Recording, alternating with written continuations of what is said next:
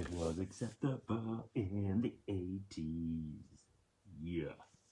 Fair City, 1984. This is crime. This is drama. This is mystery. This is Abel Ferreira directing. Tom Berenger, Billy D. Williams, Jack Scalia, Melanie Griffith, Ray Don Chong. It's a great cast in this. Also Maria Conchita Alonso. And yeah, Abel Ferreira, he likes to shock. He likes to yeah, give you movies you're gonna remember. And a lot of the time for shock value. He's also directed The Driller Killer, Miss .45, King of New York, Bad Lieutenant, The Addiction, The Blackout, and New Rose Hotel. And also episodes of Miami Vice and Crime Story. Yeah, he's a good friend of Michael Mann, so that's why, because Michael Mann was behind Vice City and Crime Story. Okay, so star of the show, Tom Berenger. He plays Matt Rossi. Now you've seen Tom Berenger in Platoon, Inception, The Big Chill, Major League 1 and 2, Eddie and the Cruisers, Someone to Watch Over Me, Deadly Pursuit, Sniper, and The Substitute. Oh yeah, this is a spoiler warning. I'm going to spoil this. Spoiler warning. This is a MacGuffin spoiler review. So he plays Matt Rossi, and he with his friend Jack Scalia, who plays Nicky Parzone. They have a exotic dancer starlight agency where they provide dancers to clubs in New York.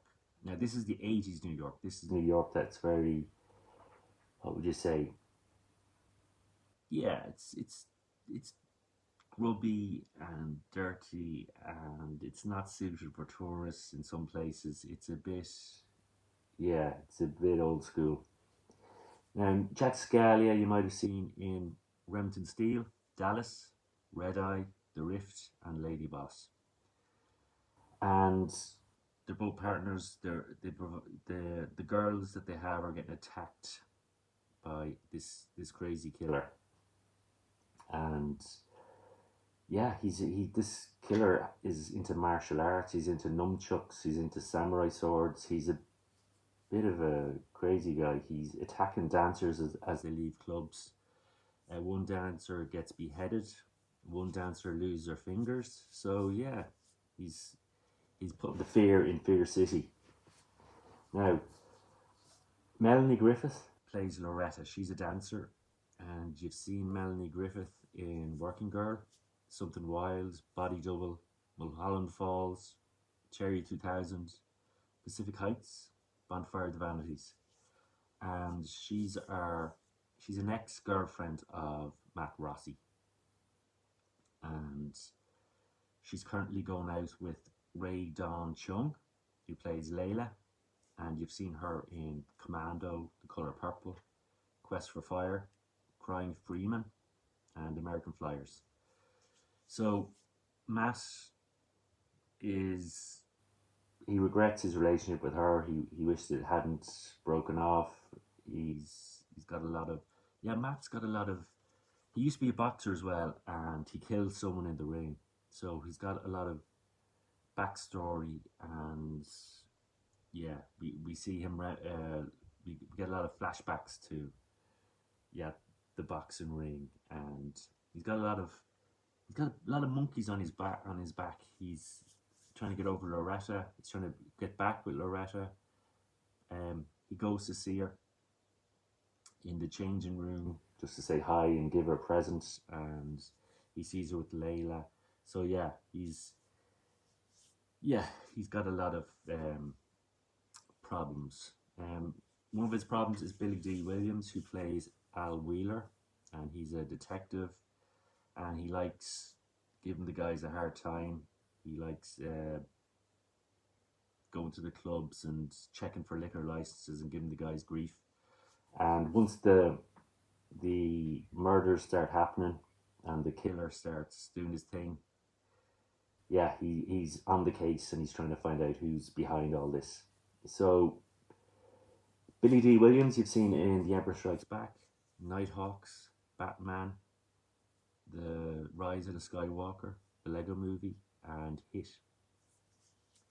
See, what you have here, you've got a very good looking cast in this. There's a lot of great looking actors in this. It's like an Esquire magazine, photo shoot. But so we have the sleaziness of New York. We have Abel Ferrara bringing the grit and sleaze to this story.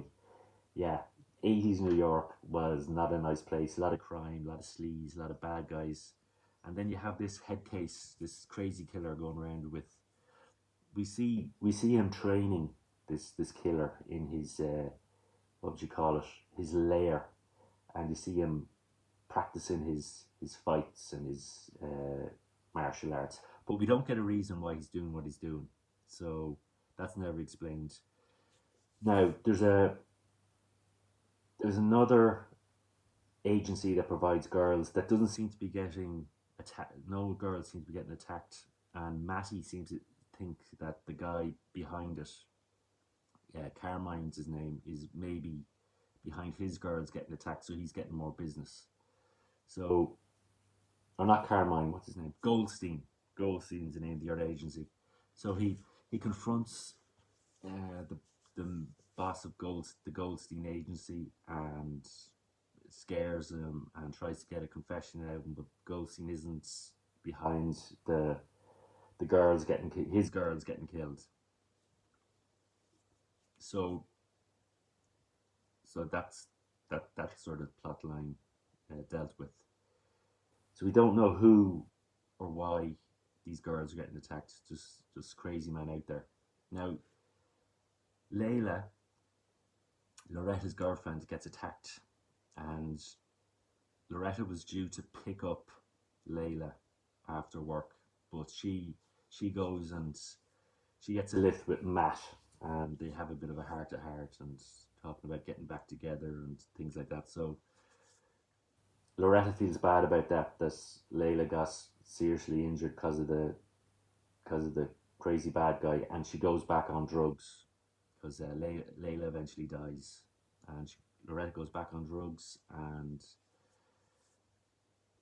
stops dancing. So eventually, all the girls don't want to go out dancing anymore. They're all afraid of this killer, and this is affecting Matt and Nikki's business, and the mob are getting upset because a lot of the dance clubs are owned by the mob. And yeah, what else happens in this? Matty sees a guy in one of the clubs, and he spots surgical knives in his under his jacket, and he thinks he's a bad guy. So we have a bit of vigilante action here. Matt thinks this guy might be the slasher, the killer, and he attacks him in the club along with another guy to help him. And we find out it's not, this guy isn't our bad guy. And Detective Wheeler gets a bit tough with Matt and angry at him for attacking the wrong people and going vigilante. So another thing that happens is Nicky, he has a girl, he's a girlfriend that's a dancer, and he goes to collect her from a club. But before he gets there, she's attacked by the killer. She escapes and runs out in the street, and Nicky confronts him, but gets beaten up by the martial arts killer. And yeah, so that's where we get to the main end of the story. We're getting close to the end of the story. Loretta goes to this drug dealer, and she gets followed by our bad guy, and the bad guy attacks Loretta, our martial arts killer. But before he does that, he attacks the drug dealer and hangs him. And our Matt arrives on the scene just as Loretta is in trouble with this martial arts bad guy. And yeah, there's a big fight at the end. There's a big, one-on-one, Matty versus the crazy guy, and that's where the movie ends. Matty saves the day, and And yeah, there is even a little bit of a training montage before that happens, as Matt is psyching himself up to rid New York of this crazy bad guy. And yeah, that's about it. That's the Does Loretta get back with Matty? I don't know. It doesn't show us that because it kind of ends after the fight. And that's about it. Yeah, if you like sort of that 80s, yeah, this movie is for adults only. There's a lot of scenes that were cut from it. As I said, Abel Ferreira likes to shock, and you get the shock value in this. And yeah, for me, I give this a 2 out of 5. Yeah, it's not very memorable. And look, if you're an Abel Ferreira fan, and if you like any of the actors in it, I suppose it's worth a look to see some of the early moves they did in the 80s, because the 80s has a aesthetic and a, I don't know, a vibe all of its own. It's a very strange era in movies. And yeah, check it out if you can find it. I saw this on Prime Video, so I'm not sure if it's available on Blu-ray or DVD. Fear City, reviewed by Fred.